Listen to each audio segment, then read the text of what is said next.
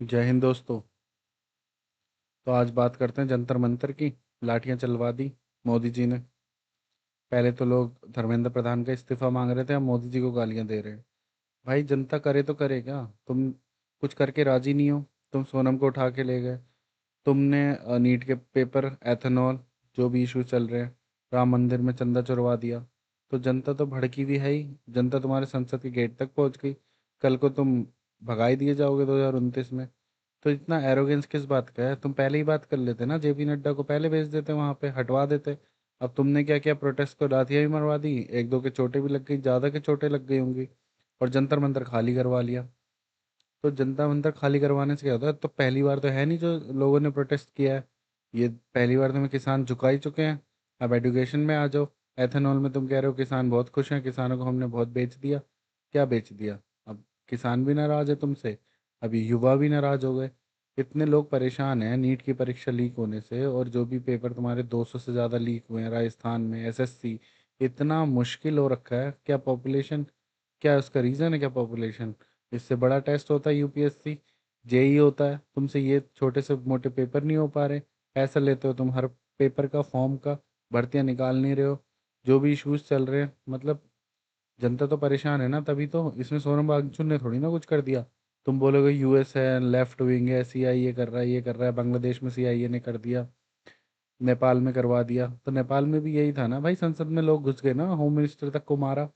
क्योंकि उनके जो बेटे थे, बेटियां थे, वो इंस्टाग्राम पे फ्लॉन्ट करते थे, बड़ी महंगी गाड़ियां, ज्वेलरी, सब कुछ। यहाँ जनता पिस रही है। तो सेम हाल तुम्हारा भी हो सकता है।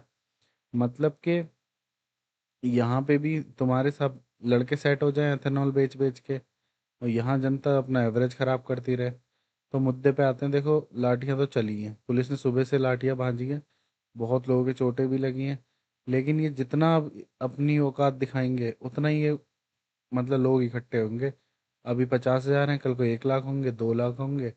अब तुम ये नहीं कह सकते कि लोग जो हैं धर्म में बटे हुए हैं और ये बटे हुए हैं। अब शिक्षा के नाम पे भी लोग निकल रहे हैं बाहर। अब हाँ, लेकिन ये है कि वोट आने टाइम ना बटे। तुम अकाउंटेबिलिटी तो करोगे ना, कि अगर तुम्हारी वित्त मंत्री है वो भी ऐसी है, तुम्हारा ट्रांसपोर्ट मिनिस्टर है वो भी ऐसी है, पेट्रोलियम मिनिस्टर है वो भी ऐसी है। इतना एरोगेंस है उसमें, कोई बात सुन के राजी नहीं है। एथोनल पे ले जा रहे। मतलब तुमने जनता को टाइम ही नहीं दिया, कोई चॉइस नहीं दे रहे।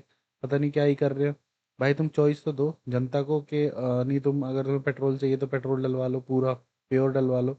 अब जो बंदा महीने में एक दो बार गाड़ी निकालता है, वो सर्विस सेंटर के चक्कर थोड़ी ना लगाएगा कि भाई मैं गंदा वाला पेट्रोल डलवा लेता हूँ सर्विस सेंटर में, रबर पाइप इसके लिए चक्कर लगाता रहूँ। वो तो बोलेगा मेरे को दे दो 10 10, थोड़ा महंगा ले लूंगा मैं, मेरे को कोई दिक्कत नहीं है। मगर तुम चॉइस ही नहीं दे रहे। बात कर रहे हो ब्राज़ील की। ब्राज़ील ने 1975 से शुरू किया है।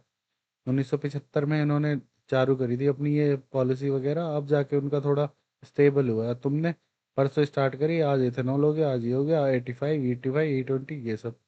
तो भाई तुम्हारी हालत तो तुम्हारी टाइट ही लग रही है। 240 ही आई थी इस बार, मुझे लग रहा 140 के भी नीचे रह जाएंगे मोदी जी। कुछ करो। और चुप्पी साध देते हो ना हर मुद्दे पे। नीट पे हम नहीं बोलेंगे, राम मंदिर पे हम नहीं बोलेंगे, तो बोलोगे किस पे? बस मेलोडी, मेलोनी को मेलोडी खिलाते रहोगे क्या? अब देखो क्या होता है।